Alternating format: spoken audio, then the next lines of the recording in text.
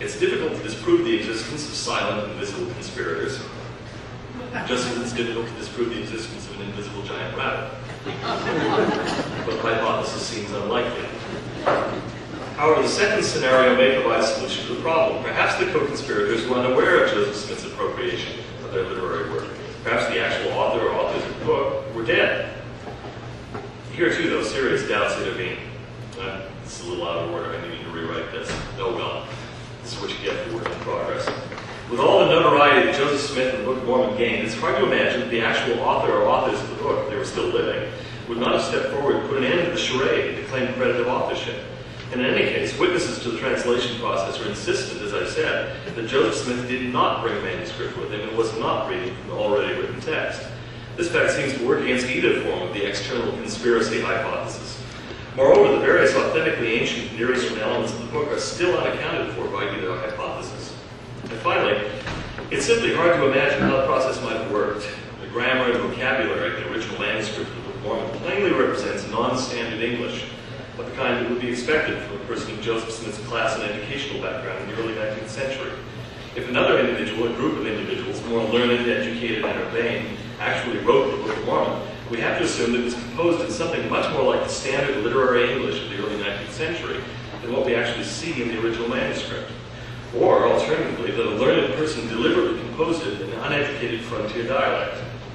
If the latter hypothesis is unacceptable, we can only guess that Joseph or someone like him took an originally standard English document and laboriously rewrote the whole thing in substandard language, perhaps in an effort to disguise its origins among the classically educated people of Dartmouth or the sophisticates of Philadelphia. Moreover, if the unwitting co-conspirator was dead or otherwise unaware of Joseph Smith's devious game, that would thrust back onto Joseph the production of all the props and special effects needed to create the confirmatory aura of supernaturalism surrounding the emergence of the Book of Mormon. Well, I see problems with all of these hypotheses. Thus far, we've been discussing hypotheses that might at least transiently be considered by anybody contemplating the puzzle of the Book of Mormon. Now, however, we leave atheists and naturalists behind and approach a realm that only those willing to entertain the possibility of what might be termed somewhat problematically supernatural power can enter.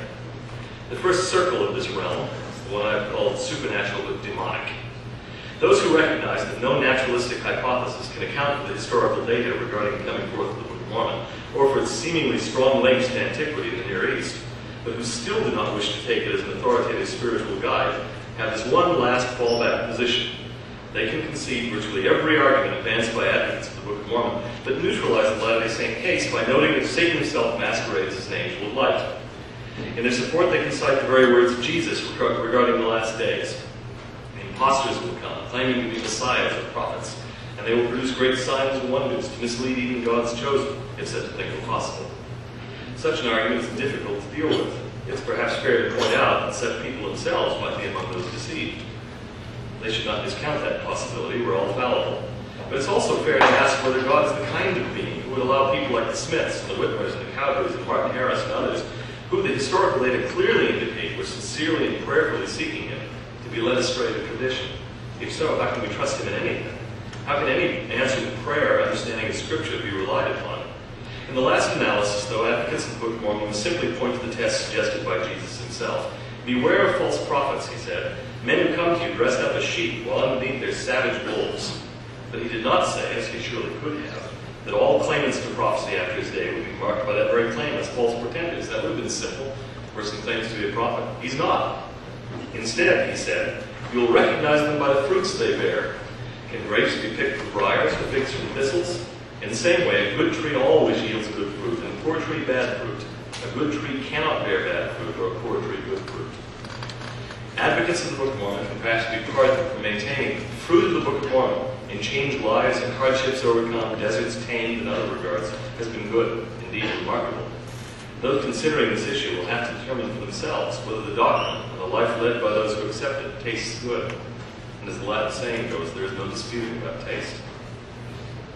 The next possibility in the supernatural category, which I call true scripture but not ancient, seems in principle a little easier to deal with. According to this hypothesis, the Book of Mormon is true and authoritative scripture, but is not historically factual. That is, there were no real Nephites, Jaredites, and Lamanites. There was no real Lehi colony. Jesus did not really visit the Americas following his ascension in Palestine. The truths of the Book of Mormon on this understanding are purely doctrinal or even poetic.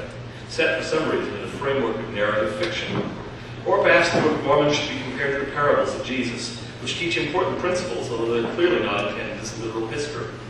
Nobody asks to know the real name of the prodigal son and his father, or the identity of their home village. It would be foolish to inquire after the name of the Good Samaritan, or his patient.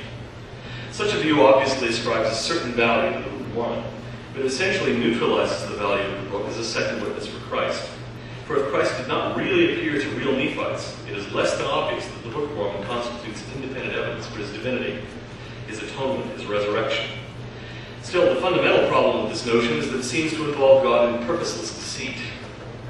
For the fabrication of the plates, the breastplate, and the Urim and Thummim, and the stone box seems to serve little purpose, other than to witness to the existence of a real ancient civilization that really created the text, and whose history is really represented in its stories. And who on this understanding was Moroni, really? Why masquerade as an ancient Nephite if there were none such? Couldn't theological truths have been revealed in some other way, even in some other way attended by spectacular displays of supernatural power and glory, but unaccompanied by misleading historical falsehoods? The Doctrine and Covenants was revealed without any mythical ancient history surrounding it. For when all is said and done, the complex story in the Book of Mormon, with its genealogies and descriptions of battles and the like, turns out on this hypothesis to be nothing more than a lie. The parables were never intended to be taken as history. The Book of Mormon clearly was, and it is. We're left with the last possibility, the one that, to nobody's surprise, I find preferable and most likely. This is the idea that the Book of Mormon, as the traditional story has always insisted, is true scripture and historically authentic. All of the evidence that I'm going to present in this chapter is consistent with the hypothesis that the Book of Mormon is true, historically authentic scripture. Indeed, in my view, some of the evidence that I'll present virtually demands such a verdict. That's it.